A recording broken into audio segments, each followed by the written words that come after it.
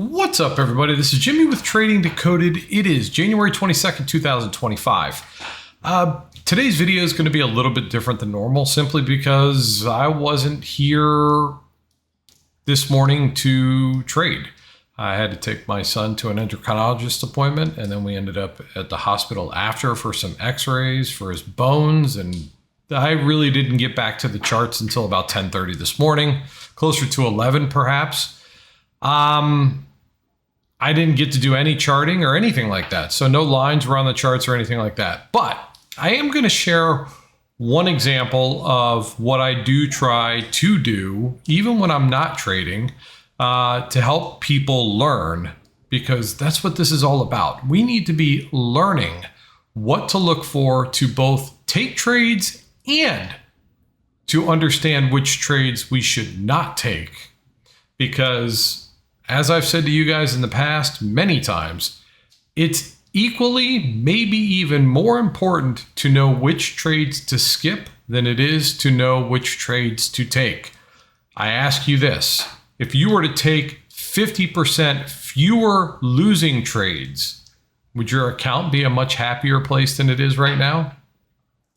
I'd venture to guess yes.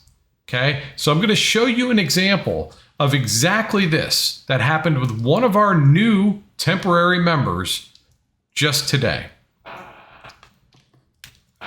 So if you guys take a look here, we were kind of chopping around after a nice open to the upside on the Qs. Wasn't so nice until shortly thereafter on SPY. So this morning for me, if I was here, I certainly wouldn't be playing puts simply because the Qs were going up. I don't trade against the Qs. But let's fast forward when I got here. So I got here somewhere around 11:04, somewhere in this range. And one of our members came in and said to me, Jimmy, I would like to take puts at the Qs at 532.52 just because how tight the stop would be. So basically what he's saying is, he likes the resistance here and he wants to buy puts there, and hopefully it rejects and comes back down. And I'm all for that under certain circumstances, right? Because that's the important part. So let's go ahead and take a look at what was going on that maybe should have acted as reasonings for reconsidering taking puts there. And by the way, he didn't take them because I explained all this to him before it was too late. But here's what I want you to take away from this, okay? First and foremost, we put in our first higher low on the Qs, and we had broken the downtrend. So right off the bat, puts are off the table, at least for now, okay? Higher lows, we talk about this all the time, guys. Higher lows are bad for puts. Fine, we start to move up, we pull back again and put in another higher low. And I called both of those out. And I said, guys, we just put in another higher low. Usually this thing would want to break up. And when he asks this question at 11:26, I said, I wouldn't buy them because we are more likely to break high. So fortunately, he didn't buy when we got here. And the other thing was, and I stacked the probabilities against the puts. I said, we're putting in higher lows, and ADD is printing green. I wouldn't touch this. Now, if we're putting in higher lows and Qs or SPY rather is moving down and ADD is printing a red candle, or SPY's coming up to a resistance line and ADD is moving down or printing red, sure, I might be inclined to take that risk. But if we're putting in higher lows on both charts, marked as yellow on Qs, yellow on SPY, resistance is on the SPY here, I said I wouldn't do it. Why? Because ADD is printing green at this time. No thank you. Not touching that with a 10-foot pole. Thankfully, I explained all this to him and I asked him, do you understand? He says, I do. I think you talking people out of bad trades might be just as valuable, if not more, as suggesting good trades. Guys, I can't see the future. And another thing I want to share with you is a DM I got from somebody about yesterday's trade. And the person says to me, Jimmy, I would really like to know what it was that gave you the feeling to play puts when you took them yesterday. He goes, it just seems too risky to me. And I explained to him that I can't see the future, but I do know that if you're constantly waiting for the trade that's guaranteed to be a win, you'll never take a trade. You see, I'm very comfortable with how I interpret and understand price action. My understanding of these things does not ever guarantee a win in a trade, ever. But what it does do is stacks the probabilities either in my favor or against me. This case right here was evidence of there was too many things stacked against puts to make me consider it.